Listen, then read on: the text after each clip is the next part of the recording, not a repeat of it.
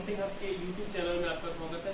आज हम देखेंगे दोस्तों कि बैलेंस शीट का फाइनलाइजेशन, जो कि बहुत अच्छा टॉपिक है। लोगों को प्रॉब्लम जाती है बैलेंस शीट फाइनलाइजेशन में। नॉर्मल अकाउंटिंग तो सभी सीख लेते हैं, लेकिन बैलेंस शीट को कैसे फाइनल करना है, हम किस किन बातों को ध्यान रखना है, किन किन लॉ को लेके चलना है, अप्रोक्सी सभी लॉ को लेके चलना। आपको हर लॉ के मैं बारे में बताऊंगा। लेबर लॉ हो, चाहे वो इनकम टैक्स का लॉ हो, चाहे इनडायरेक्ट टैक्स का लॉ हो, सारे लॉ को लेके किन किन बातों को ध्यान रखें, कौन कौन सी अकाउंटिंग एंट्रीज, एडजस्टमेंट एंट्रीज आपको पास करनी है, ये सारी बातें दोस्तों इस लेक्चर में, इस बारे में मैं पूरा का पूरा आपको बताऊंगा दोस्तों। तो सबसे पहले आपको क्या करना है, दो बातें हो सकती है दोस्तों। ये तो बैलेंस शीट फाइनलाइजेशन हो सकता है। बैलेंस शीट के बारे में समझ लेते हैं। बैलेंस शीट क्या होती है? बैलेंस शीट का मतलब होता है दोस्तों, एक बैलेंस शीट स्टेटमेंट होती है किसी भी कंपनी, फर्म से, पार्टनरशिप फर्म की एट द ईयर एंड पूरी फाइनेंशियल पोजीशन बताती है दोस्तों कि 31 मार्च को उसके पास कितनी असेट्स है, कितनी लायबिलिटी है, कितनी लिक्विडिटी है, कितना बैंक में पैसा है, कितना कैश में पैसा है। ये सारी बातें अपनी eight the year and balance sheet बताती है। कितनी लायबिलिटी है, सारी बातें बैलेंस शीट बताती है। अब हम सीखते हैं सबसे पहला काम क्या करना है दोस्तों। दो बातें हो सकती है, या तो फर्म ऑडिटेड हो सकती है, अनऑडिटेड हो सकती है। तो ऑडिटेड केस में हमको लास्ट ईयर की ओपनिंग ऑडिट रिपोर्ट ले लेना है और ओपनिंग बैलेंसेस चेक कर लेना है। जो आपकी बुक्स ऑफ अकाउंट में यदि आपने बैलेंस डाल रखे हैं, तो क्या वो ओपनिंग ऑडिट रिपोर्ट से मिल रही है। यदि नहीं मिल रही है तो आप उसको प्रॉपर जो लास्ट ईयर की ऑडिट रिपोर्ट है उसके अकॉर्डिंग आप ओपनिंग बैलेंस डालें। दूसरी बात हो सकता है दोस्तों अनऑडिटेड हो।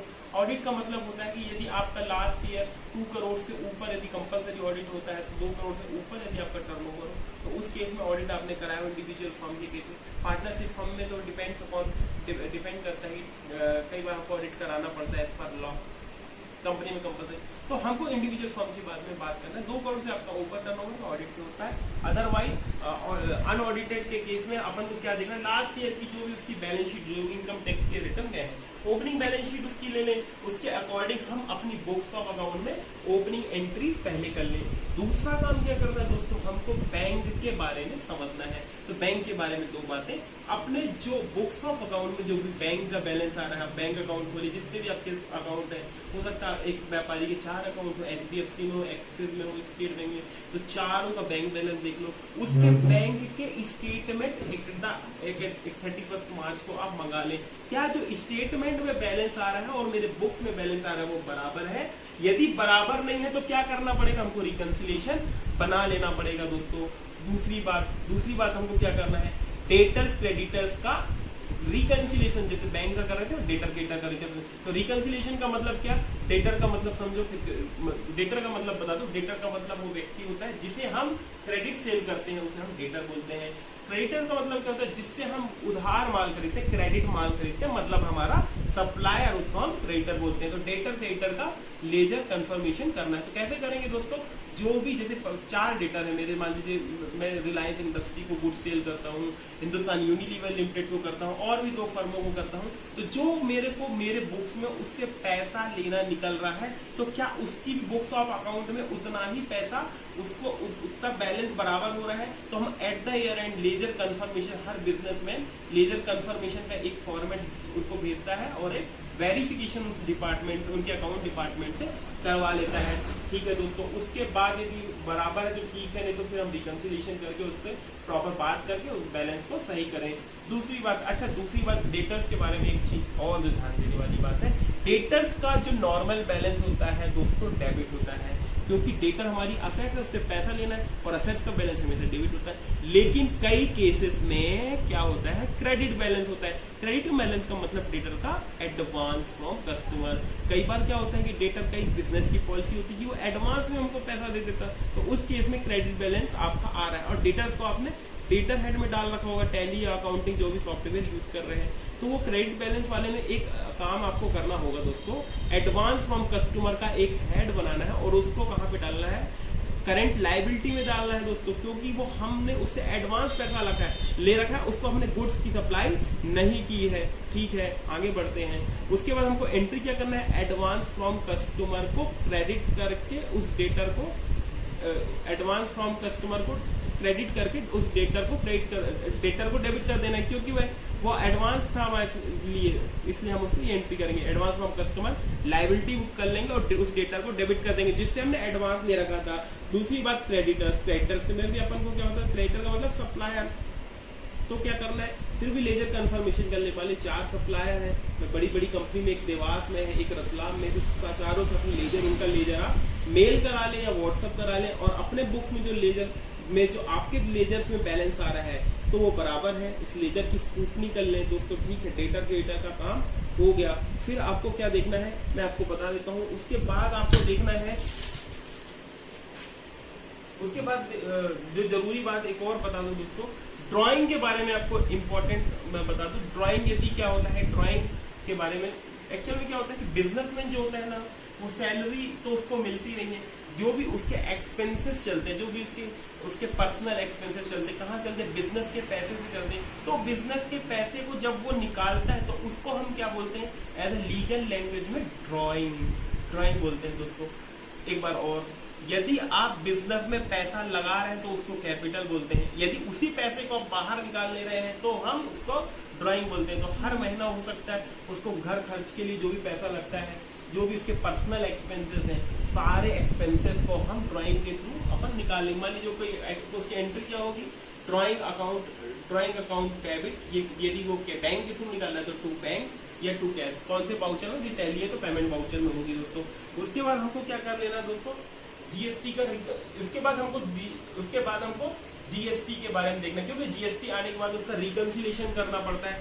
जीएसटी रिकंसिलेशन में क्या क्या बातें देखनी है, बहुत इंपॉर्टेंट है दोस्तों ये टॉपिक, ये वाला पॉइंट आप उसको ध्यान से देखेंगे। क्या क्या करना है, देखिए क्या होता है जीएसटी में आपको हर महीने आपको पता होगा, यदि 1.5 करोड़ से ऊपर का टर्नओवर है तो आपको मंथली GSTR1 भरना पड़ता है, और 3B को चाहे कितना भी टर्नओवर हो आपको भरना पड़ता है। तो आपको क्या करना है, 12 महीने की यदि आप GSTR 3B के रिटर्न देख लो, जो P&L अकाउंट में जो आपका सेल आ रहा है वो प्रॉपर उस 3B के टर्नओवर से मैच कर रहा है क्या, या GSTR1 से मैच कर रहा है, या 3B और आपके 1 दोनों मैच कर रहे हैं क्या, ये सारा का सारा रिकंसिलेशन पूरा कंपाइल आपको कर लेना है। क्योंकि आप 31 मार्च को ऑडिट कराने जा रहे हैं, 31 मार्च को बुक्स फाइनल कर रहे हैं, उसके अकॉर्डिंग ही आपकी ये सारी रिपोर्ट्स कहीं ना कहीं डिपार्टमेंट में चली जाएंगी। उसके बाद आप कोई चेंज नहीं कर सकते, जो भी आपको एडजस्टमेंट करना है यहीं पे सारी कर लेंगे। तो उसको कैसे एडजस्टमेंट करें, मान लीजिए मेरा 1 करोड़ 12 लाख का टर्नओवर बुक्स ऑफ अकाउंट में, मतलब ट्रेडिंग अकाउंट P&L अकाउंट में शो कर रहा है, और मेरा GSTR 3B में यदि मैंने धोखे से ज्यादा टैक्स भर दिया है या ज्यादा सेल दिखा दी है, तो जो एक्चुअल है उसके अकॉर्डिंग आप बुक्स को फाइनल कर लें। यदि मान लीजिए कुछ मिसमैच आ रहा है तो उसको आप GST रिटर्न्स में आप उसका अपडेशन कर दें, उसको अपडेट कर दें, वापस से आपको रिटर्न उस आगे वाले रिटर्न में दिखा दें। ठीक बात है। इसके बाद अपन को क्या करना है, पेमेंट, जितने भी आपने पेमेंट कर रखे हैं 12 महीने में, क्या आपके बुक्स ऑफ अकाउंट में वो सारे चालान की एंट्री हुई है। इंपॉर्टेंट बात एक और, कई बार क्या होता है दोस्तों, यदि आपने रिटर्न टाइम पे नहीं भरा है तो आपको पेनल्टी लगती है, लेट फीस लगती है। पेनल्टी के बारे में एक इंपॉर्टेंट डिस्कशन हमारा, पेनल्टी जो है आपका एक्सपेंसेस नहीं है दोस्तों, पेनल्टी का डिडक्शन इनकम टैक्स में डिसअलाउ कर देता है, क्योंकि वो किसके लॉ का वायलेंस है, तो वो हमको एक्सपेंसेस में उसकी छूट नहीं मिलती है। तो हमको क्या करना है, अब एंट्री कैसी करनी है, तो मान लीजिए आपने टैक्स का पेमेंट, GST का चालान भरा 1 लाख का, जिसमें 95,000 रुपए का टैक्स था और 5,000 रुपए की लेट फीस थी। तो आपको क्या करना है, 95,000 GST पेड अकाउंट एक ओपन कर लीजिए, उसको ड्यूटीज एंड टैक्सेस में डाल दीजिए, 95,000 अकाउंट डेबिट, 5,000 लेट फीस या पेनल्टी। तो पेनल्टी को वहां डालेंगे अपन इनडायरेक्ट एक्सपेंसेस में डालेंगे, लेकिन उसकी छूट नहीं मिलेगी। अभी आप इनडायरेक्ट एक्सपेंस में डाल दीजिए। आगे क्या करना है मैं बताता हूँ, या टू बैंक अकाउंट क्रिएट करके उसको एंट्री को आप सारे जितने भी रिटर्न है GSTN पोर्टल में लॉग इन करें और उसको सारे बुक्स ऑफ अकाउंट में आप सारे चालान चढ़ा लें, ताकि आपका GST का जो टैक्स का अकाउंट है वो प्रॉपर 31 मार्च को बता सके आपका पेबल है या रिसीवेबल है, सारी चीजें। उसके बाद इंपॉर्टेंट बात दोस्तों, पेनल्टी आपको बताता है उसकी छूट नहीं मिलती। तो जो भी आपकी 12 महीने में जो भी आपकी लेट फीस, पेनल्टी और इनकम टैक्स की हो या किसी भी एक्ट से रिलेटेड, लेबर लॉ से रिलेटेड हो, तो आपको क्या करना है, जो भी पेनल्टी है उसकी जेबी एंट्री, जनरल वाउचर में एंट्री करनी है। तो जनरल वाउचर में क्या एंट्री करनी है, कैपिटल अकाउंट डेबिट टू, सारे हम कैपिटल अकाउंट में ट्रांसफर कर रहे हैं, इंडिविजुअल फर्म की बात कर रहे हैं, कैपिटल अकाउंट में डेबिट कर देंगे और उसको लेट फीस या पेनल्टी उसको क्रेडिट करके ये चीज एंट्री अपनी खत्म कर देंगे दोस्तों। फिर हम आगे बात करते हैं, यदि कोई मान लीजिए आप 31 मार्च को, कई बार क्या होता है फर्म में कुछ एक्सपेंसेस ड्यू हो जाते हैं, मतलब ड्यू हो जाते हैं बट उसका पेमेंट नहीं हो पाता। मान लीजिए आपका इलेक्ट्रिसिटी का बिल है, इलेक्ट्रिसिटी का बिल है जो मार्च महीने का, उसका पेमेंट कब हुआ दोस्तों? अप्रैल में हुआ। कोई सैलरी, कोई एम्प्लॉय है, एम्प्लॉय जो है आपका वो मार्च वाला महीने किसकी सैलरी मिली? अप्रैल में। कोई ईएसआई का पेमेंट है, कोई लेबर लॉ से रिलेटेड पेमेंट है, तो सारे पेमेंट को आपको ड्यू बट नॉट पेड वाला पॉइंट ध्यान रखना पड़ेगा। मान लीजिए सैलरी की बात करें, सैलरी के बारे में यदि पेरोल से उस फॉर्म में पेरोल एप्लीकेबल है तो पेरोल के सिस्टम से आपको समझना पड़ेगा क्या ड्यू है, क्या पेड है, कितना ईएसआई, कितना पेबल है। तो जो भी पेबल आ रहा होगा, जो पेमेंट नहीं हुआ 31 मार्च जो इस उस कंसर्न ईयर से आपका रिलेटेड था, तो उसका हमको प्रोविजन कर लेना है। सैलरी का प्रोविजन कैसे करेंगे? तो salary account debit to salary payable, salary payable या तो करंट लाइबिलिटी में डाल लेंगे दोस्तों, या अपन प्रोविजन में डाल लेंगे। इसी तरीके से ईएसआई का प्रोविजन अपन कर लेंगे, पीएफ वगैरह का जो भी सारा प्रोविजन कर लेंगे। इंपॉर्टेंट बात एक और, बोनस। बोनस क्या होता है? लेबर लॉ के अकॉर्डिंग आपको कंपलसरी बोनस हर फर्म में देनी पड़ती है। तो बोनस एक्ट के अकॉर्डिंग सैलरी का 1 मंथ के बराबर आपको हर एक एम्प्लॉय को देनी पड़ती है। 1 मंथ, साल भर में 1 महीने की जो उसकी सैलरी देती है उसके अकॉर्डिंग आपको बोनस पे करके बोनस भी आपको पेमेंट करना पड़ेगा, वो भी P&L अकाउंट में आना चाहिए। इसके बाद ऑडिट फीस, बहुत अच्छी बात। ऑडिट फीस क्या होता है दोस्तों? नॉर्मली क्या होता है कि अपनी बुक्स ऑफ अकाउंट 31 मार्च को फाइनलाइज हो जाती है, बट कहीं ना कहीं उसका ऑडिट 30 सितंबर को होता है, 30 सितंबर को होता है। तो हमको क्या होता है, उस साल की कंसर्न ईयर का जो भी हमको ऑडिट फीस से रिलेटेड जो भी खर्चा होगा वो ऑडिटर को देना पड़ेगा। तो 31 मार्च को तो हम ऑडिट कराते नहीं दोस्तों, तो 31 मार्च को हम उसका प्रोविजन कर लेना चाहिए। तो एंट्री क्या करेंगे? ऑडिट फीस किसके अंदर डालेंगे? इनडायरेक्ट खर्चा, इनडायरेक्ट एक्सपेंस के अंदर audit fees account debit to audit fees payable, audit fees payable को प्रोविजन के अंदर डाल लेना है। इसके बाद अपन को क्या देखना है दोस्तों, यदि मान लीजिए कोई आपने एडवांस एक्सपेंसेस को पेमेंट कर दिया, मतलब मान लीजिए प्रीपेड एक्सपेंसेस बोल सकते हैं, जैसे कि मान लीजिए कोई आपने फैक्ट्री का इंश्योरेंस कराया या अपनी कोई कार का इंश्योरेंस कराया।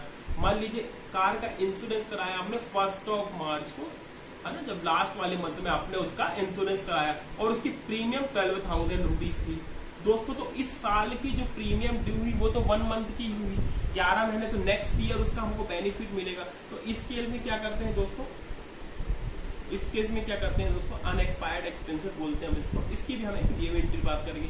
एंट्री क्या करेंगे? देखिए 1 मार्च को जो आपने इंश्योरेंस का पेमेंट किया होगा तो एंट्री की होगी insurance account debit to bank या कैश अकाउंट। अब हम इसकी एंट्री क्या कर लेंगे? अब हम इसकी एंट्री करेंगे प्रीपेड इंश्योरेंस करके हम एक अकाउंट बनाएंगे वो अपने उसमें बुक्स ऑफ अकाउंट में, उसको इसको आप करंट असेट्स में ले लीजिए, है ना। Prepaid insurance account debit to insurance expenses, ये हमारी एंट्री खत्म हुई। लास्ट में हमको एक बात और ध्यान रखना है, कई और बातें ध्यान रखना है। डेप्रीशिएशन, जितनी भी आपकी फिक्स्ड असेट्स है, जितनी फिक्स्ड असेट रजिस्टर आप देख लीजिए उसमें, और आप ये देख लीजिए कौन सी एसेट पुट टू यूज भी आपको देखना पड़ेगा, मतलब असेट्स का परचेस कब हुआ। यदि 180 डेज से कम है, 180 डेज वाला रूल भी आपको देखना है। यदि 180 डेज से ज्यादा, यदि 180 डेज से कम है तो आपको पता होगा as per income tax act half depreciation ही आपको उसकी हाफ डेप्रिसिएशन की छूट मिलती है। यदि 180 डेज से ज्यादा है तो फुल ईयर आपको डेप्रिसिएशन छूट मिलेगी। तो जितनी भी assets as per income tax के अकॉर्डिंग जो भी रेट्स है उसके अकॉर्डिंग एंट्री कर लीजिए। एंट्री क्या करेंगे? डेप्रिसिएशन अकाउंट डेबिट, सारी असेट्स को अपन क्रेडिट करके एक एंट्री कर लेंगे दोस्तों। इसके बाद क्या करना है दोस्तों, कहीं ना कहीं आपका बुक्स ऑफ अकाउंट आपका फाइनलाइज हो गया होगा, तो प्रॉफिट आपका प्रॉपर आ गया होगा। तो प्रॉफिट के अकॉर्डिंग आप इनकम टैक्स का कैलकुलेशन कर ले और उसका भी प्रोविजन बना ले दोस्तों।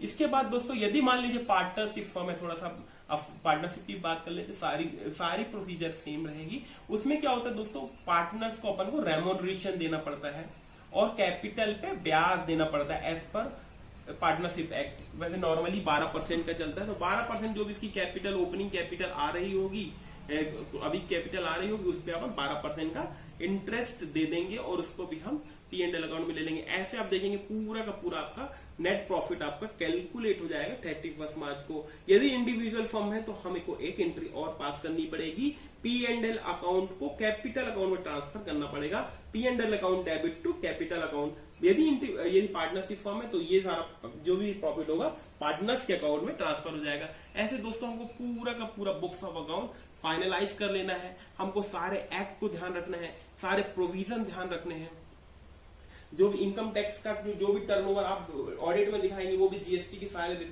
जीएसटी ऑडिट में भी बुक्स में भी सब बराबर होना चाहिए, तीनों एक्ट लेबर लॉ सारे रिलेटेड हो। ऐसे ये हमारा इस तरीके से दोस्तों पूरा का पूरा आपको इन सारे पॉइंट्स को ध्यान में रखते हुए बुक्स ऑफ अकाउंट फाइनलाइज करना है। दोस्तों ये लेक्चर यदि ये आपको अच्छा लगा हो मेरा वीडियो तो आप उसको लाइक या शेयर कीजिएगा। थैंक यू सो मच दोस्तों, थैंक यू।